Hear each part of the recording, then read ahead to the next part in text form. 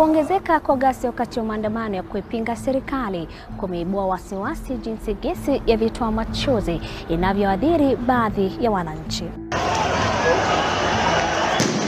Katikati ya mwaka huu wa 2024, miji mingi humu nchini ilijaa moshi ya gesi ya vitoa machozi. Vijana waandamanaji walionekana wakiwa wamebeba mabango na chupa za maji, walikabiliana na polisi ambao waliwarushia vitoa machozi ili kuwatawanya. Katika maandamano ya kitaifa au maandamano yanayohusu serikali na raia, hapakosi ghasia. Wanahabari Prince Mwangi na Sami Adika wamekuwa miongoni mwa mamia ya wanahabari ambao walihudhuria maandamano hayo ili kutoa habari, wao pia wakiwa miongoni mwa walioathirika na vitoa machozi. We really tried going through. Later on, I got chest infection, coming through.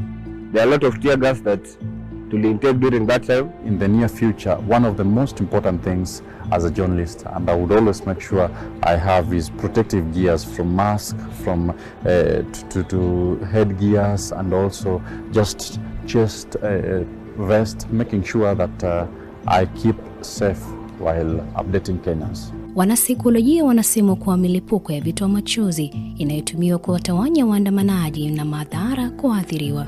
We usually say we have a hormone that's within our mind that's called that's produced by an organ called amygdala. So within that organ, the hormone that is produced can create 3 reactions. You can either flee, you can either freeze, or you can fight.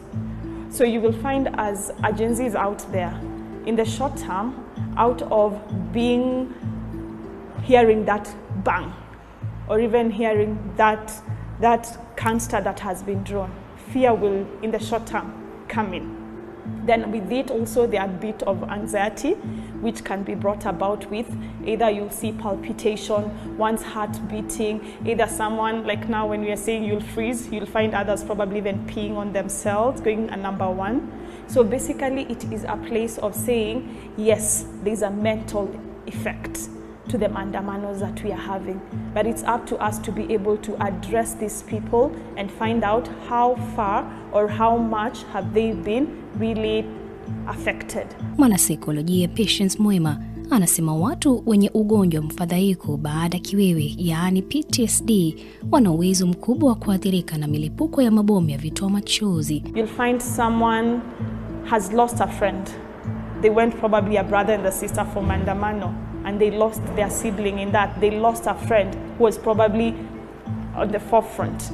So it will definitely affect them because there's that bit of being in denial. Yes, my friend had gone out to fight for that right that every one of us is really looking out for, that change that every one of us is looking out for. So basically it can bring in the stress in the long term, which again can affect one's sleep patterns. And it can also affect how probably sometimes you think, because you can even just go blank. Bali na masuala ya afya akili, watu wanapokusanyika kwa ajili ya maandamano, mikusanyiko yenye watu wengi inaweza kuchangia vichafuzi hatari vya hewa au viwasho ambavyo vinaweza kusababisha matatizo ya kupumua ikiwa gesi ya vitoa machozi inatumika. And what these chemicals do is when they get onto the surface, they interact with the cells of the body. There are certain parts of the cell we call receptors. Receptors are that part of the cell which makes a cell react in a particular way. So when these gases get in touch with that receptor, they trigger pain, and depending on the organ affected, different reactions can occur. For example, if it is a nerve cell which is touched, pain can result. If it is the eye, then you get pain in the eye and tearing. If it is the airway, you may find someone producing a lot of mucus. The airway may try to close up, or what we call bronchospasm. The airway goes into a spasm. People start coughing. They may have difficulty in breathing, wheezing, and even chest pain. So different parts of the body can be affected by these gases. Hata hivyo, vitoa machozi huenda vikasababisha matatizo zaidi kwa watu wanaougua magonjwa ya pumu. If one has a condition like asthma and they are exposed to this gas frequently, we do know that they can get more difficult to control asthma.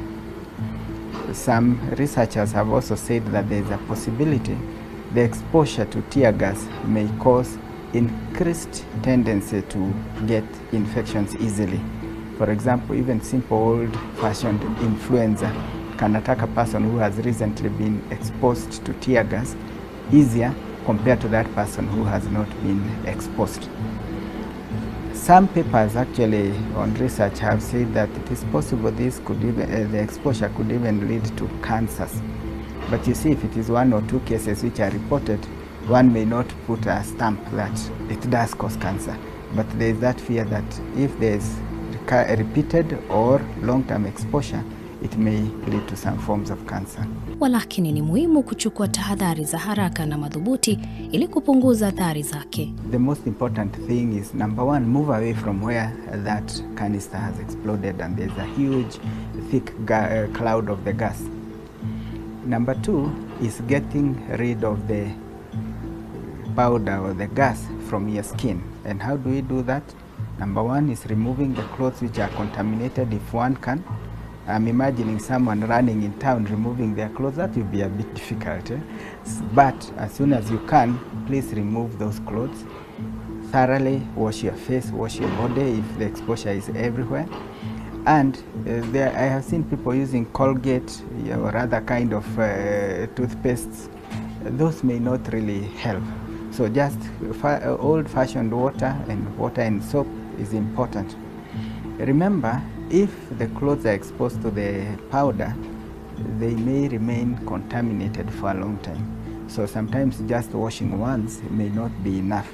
You may need to wash several times to get rid of that powder from the clothes. Ingawa maandamano yana jukumu muhimu katika kuruhusu watu kutoa maoni yao kuhusu ukosefu wa haki, ni vyema pia kufahamu hatari hizi na kuchukua hatua za kujilinda. It is us to create that support system back even at home and just offer a listening ear and offer even as the government solutions to what we are saying, because where we sit as therapists, we feel it's a place of Gen Zs and even the nation at large being listened to so that we can be able to support them.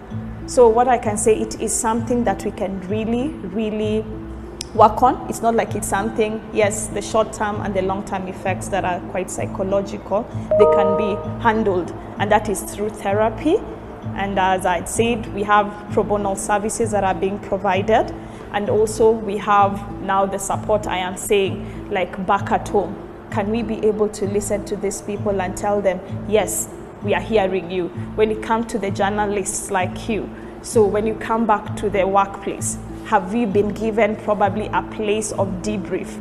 Because yes, you have gone to the field, you have seen that dead body, you have seen that young person being battered around and pulled up and down before you go tomorrow for work. Can we have a place where, as organization also, we are providing a safe place for the journalists, for the medics, so that they can be able to say, yes, yesterday we went and this is how we were able to handle the situation. Dolly Muriki Mbuvi, Dira ya Hope TV.